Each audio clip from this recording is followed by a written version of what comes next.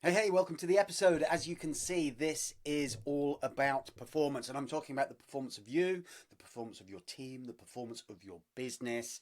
This is the single most important subject in recruitment that nobody is talking about properly. People talk about performance, but the majority of what they talk about related to performance is the product of performance, its results.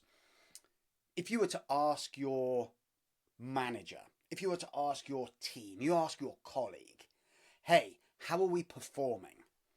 They'll talk about outcomes. They'll talk about billings. They'll talk about margin. They'll talk about the things that are the product of what we do. What we do is our performance. Yet, strangely, in recruitment, there's very little conversation that truly revolves around the performance of what we're doing.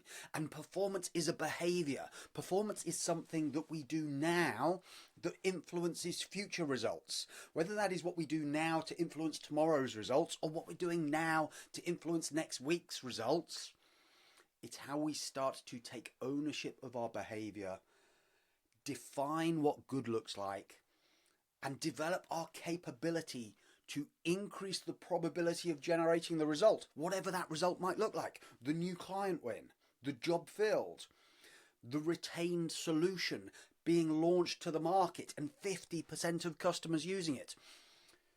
So as you pause for a moment to reflect on your performance from today, your performance of yesterday, think about your behaviour as the performance. What were the things you were doing that were deliberately designed to influence the outcome? So frequently, conversations in recruitment that are linked to activities, they become binary. Did you do your sales calls yesterday? It's yes or no. Did you book any meetings this week? Yes or no. Have you advertised the job? Yes or no. And because it's so binary, it completely removes the fact that there are shades of grey that sit inside this that are the layers of performance, the layers of capability. One would imagine that when I ask a principal consultant, did you do your sales calls yesterday? They may have achieved their 5 calls, their 10 calls. The outcomes that they generated should be better than the outcomes generated by the senior consultant, the junior consultant, the rookie. So if one has an expectation that we all do 10 sales calls, I would expect the principal consultant is getting 3 meetings from 10 sales calls, whereas the junior consultant is only getting 1. Because the difference between the two of them is the level of learning that has taken place through the experience of thinking about the performance to start to keep redefining what does good look like? What does good look like? So that they get better.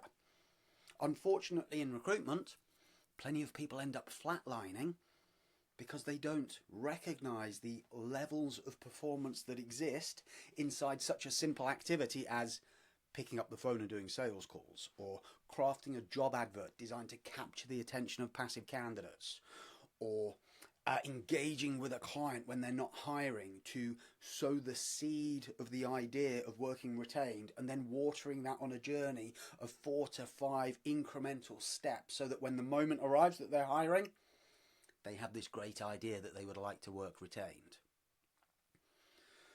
So the performance narrative inside businesses, even when we look at the one-to-one meetings that might take place between a manager and a consultant, a business owner and their manager, the whole conversation revolves around results. It revolves around scorekeeping dashboards, looking at the screen together to see, well, how many calls took place last week and how many interviews did we arrange and how many jobs did we get in, and little to no conversation about the journey to get there, the missed opportunities, the shots that hit the bar or the post, you know?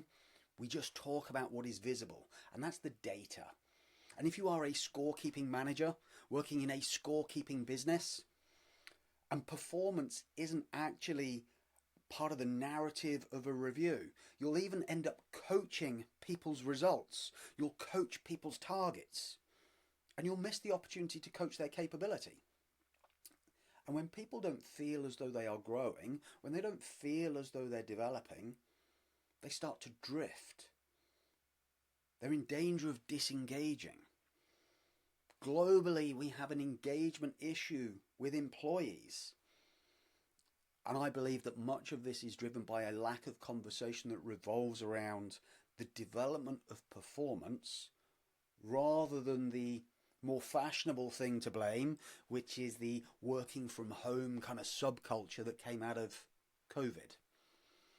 Because when we start to talk to people about their performance, when we start to have meaningful one-to-ones that are called performance reviews, and we're talking to people about how they do their job, and as we talk to people about how they do their job, we can start to set some aspirational goals, and aspirational goals could look like lag indicators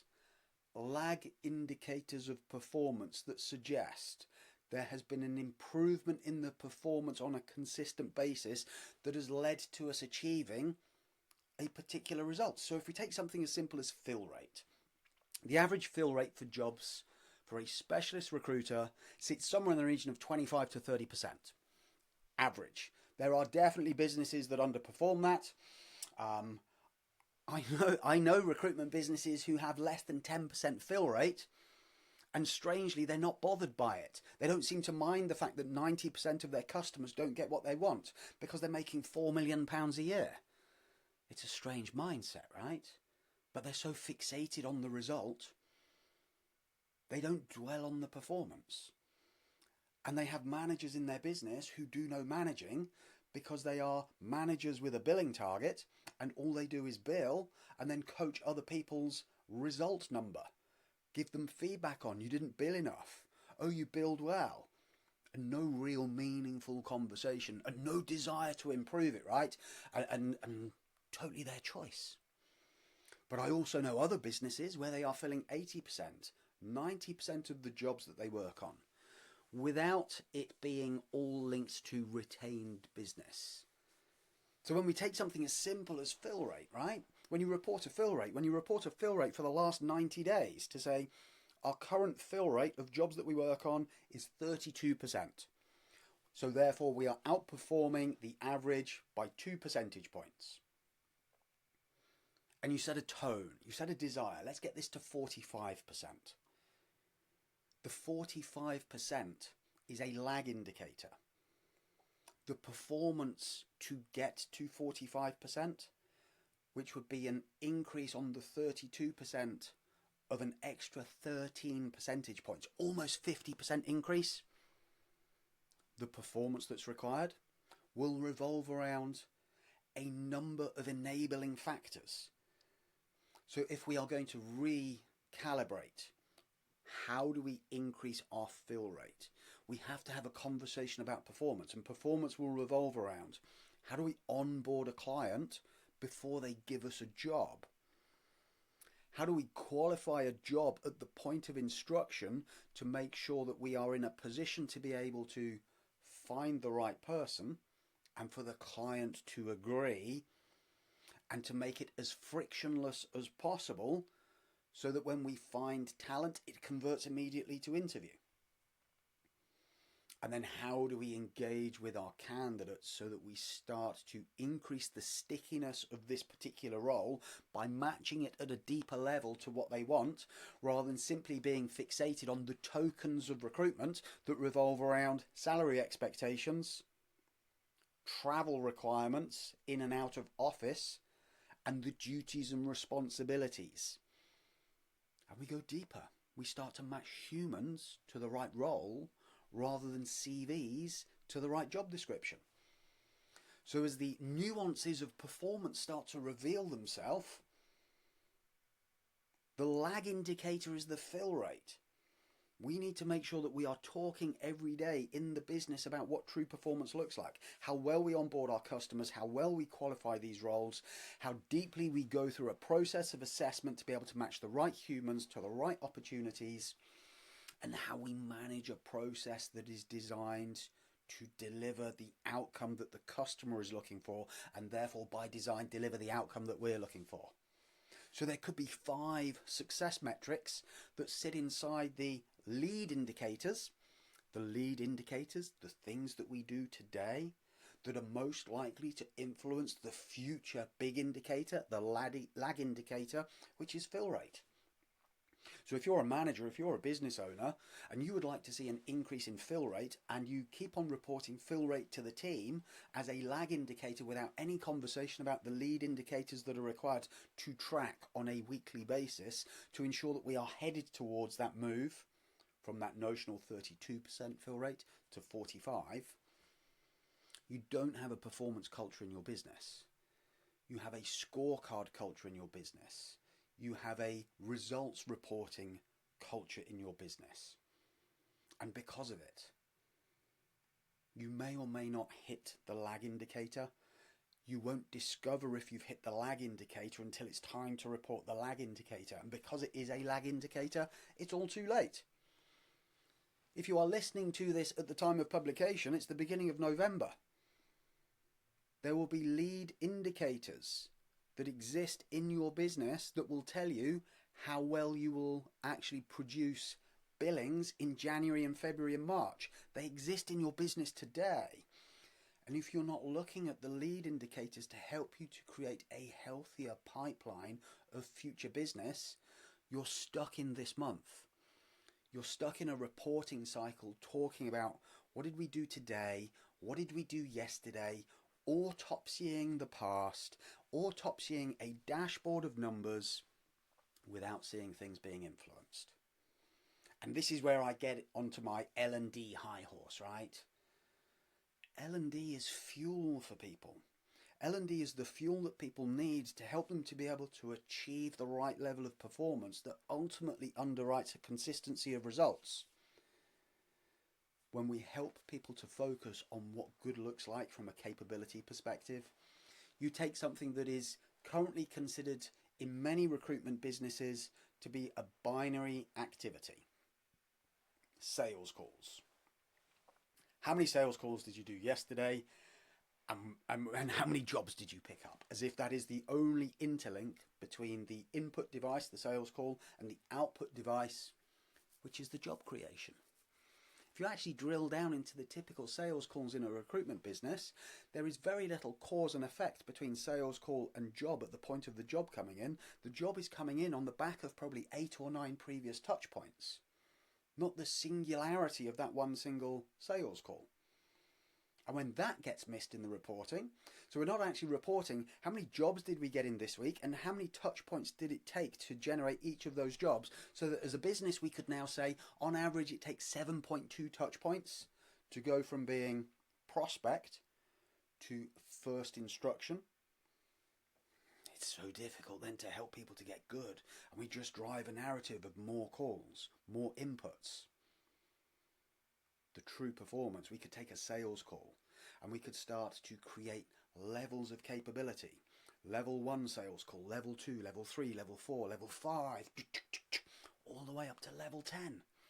And if we could start to create a graduation in terms of what the quality of performance looks like on an ever-increasing basis, this is what encourages the rookies to get good, and to get good in terms of quality, not just quantity.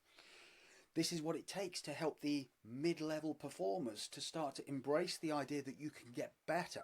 You can get better without the addition of more calories. You can get better with the addition of more skill, with greater fluency of capability. And this is what helps the high performers to recognize just because you're top biller here doesn't mean that you have reached the pinnacle of the mountain. If you so desire, you can go further.